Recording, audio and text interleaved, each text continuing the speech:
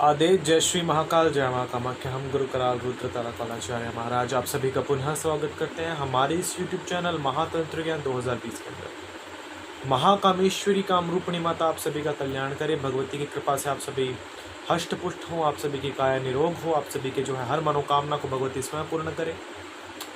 जैसे कि अधिमास चल रहा है, इस समय सभी जानते हैं कि अधिमास का समय चल रहा है और इस मास के समय में जो है विष्णु भगवान की पूजा विशेष रूप में तांत्रिक साधक या शाक्य साधक कौल साधक करते हैं। इन दिनों में भगवान विष्णु की साधना का विशेष महत्व है। विष्णु को जो है मूल रूप में तांत्रिक प्रवृत्ति में पूजा जाता है। भगवान विष्णु के जो है 10 अवतार बोले गए हैं, जिसमें मूल रूप में बुद्ध अवतार जो रहे हैं, उन्होंने माँ भगवती उग्रतारा को सर्वप्रथम जो इनकी साधने की सिद्धि या फिर जो है सिद्धि का विधान जो है संसार के सम्मुख प्रस्तुत किया था। या फिर भगवान कृष्ण के स्वरूप में जिन्होंने जो है मोहन की विद्या को संसार के सम्मुख प्रस्तुत किया था। या फिर भगवान राम की जो है स्वरूप में भगवान विष्णु ने जो है तंत्र के महाबलाधिकार को या फिर जो है शौर्य को जो है उन्होंने प्रत्येक किया था। और जो है मूल रूप में भगवान विष्णु ने मोहिनी स्वरूप में जो है अपने जो है छल विद्या के स्वरूपों को प्रदर्शित किया था, क्योंकि इसमें छल का भी विशेष प्रयोग होता है।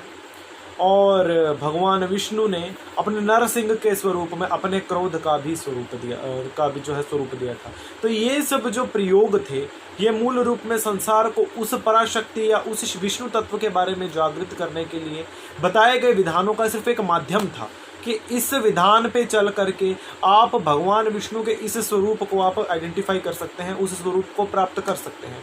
किंतु आज के समय में लोग उस स्वरूप को जो है मानने को जो है तैयार नहीं है, उस स्वरूप के प्रति कार्य करने के प्रति तैयार नहीं है। और मूल रूप में आगे उनके स्वरूप को माना तो खैर बहुत दूर की बात है। आज हमारा जो मूल टॉपिक है वो है पारिवारिक कलह के ऊपर, क्योंकि इन्होंने जो भी रखा है, इन्होंने प्रेम का जो है अटूट संबंध संसार को दिया है। यहाँ बात हम कर रहे हैं पारिवारिक समस्या या पारिवारिक कलह के बारे में।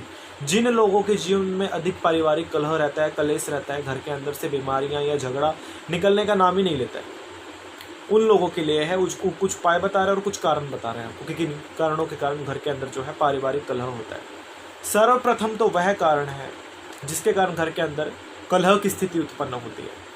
यदि किसी घर के अंदर पितृ नाराज है, पितृ दोष किसी घर के अंदर पड़ा हुआ है, तो उस घर के अंदर चाह करके भी उस घर के अंदर शौर्य या उस घर के अंदर जो है समृद्धि या उस घर के व्यक्ति कभी आपस में बना करके नहीं रख पाएंगे। उन लोगों की कभी आपस में जमेगी नहीं, कभी बनेगी नहीं। उन लोगों की समस्या पे समस्या मतलब आती चली जाएगी। दूसरा, यदि घर के ऊपर किसी प्रकार का कोई तांत्रिक प्रयोग कर दिया गया हो, मान लीजिए कि अगर घर के अंदर जो है आपके तंत्र बाधा के द्वारा आपके घर को पूर्ण कर दिया गया हो, या फिर तंत्र के द्वारा आपके घर को बांध दिया गया हो, या फिर घर की समृद्धि को या खुशहाली को बांध दिया गया हो।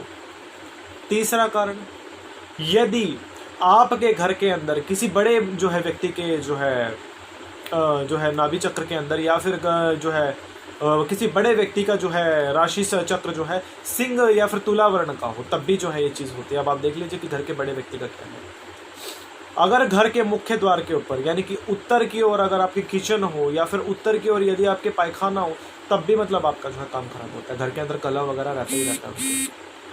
दक्षिण की ओर जिस घर के अंदर जो है लाल बल्ब न जलता हो, या फिर किस घर के बाथरूम के अंदर मूल रूप में जो है मतलब जल निकासी का अच्छी जो है मतलब ना हो, तो उस घर के अंदर भी जो है लड़ाई झगड़ा होने का कारण होता है। या फिर वो लोग जो रात के समय जूठे बर्तन जो होते हैं, मतलब खाना खाते हैं, रात का बर्तन रात को नहीं धोते हैं, सुबह को धोते हैं, है ना, मतलब रात भर जूठे बर्तन जो लोग छोड़ देते हैं, तो उन घर के अंदर जो है सदैव जो है लड़ाई झगड़े का वातावरण रहता है। जो लोग बाहर से चल करके आते हैं और जो है मूल रूप में घर के जूते चप्पलों को घर के अंदर उतारते हैं, मतलब जूते चप्पलों को घर के अंदर नहीं लाया जाता, उनको घर की दहलीज के बाहर ही छोड़ा जाता है। अगर घर में लाते हैं या फिर घर के अंदर रखते हैं या फिर अपने जो है शयन कक्ष में लाते हैं या फिर अपने जिसको बोला जाता है कि ड्राइंग रूम होता है, ड्राइंग रूम के अंदर अगर लेकर के आते हैं, तब भी उस घर के अंदर जूती जूस बरसता है। मतलब उस घर के अंदर मतलब अच्छे तरीके से लड़ाई झगड़ा उस घर से नहीं निकल सकता। तो ये चीज़ उस घर के अंदर बहुत बढ़िया वाली होती है।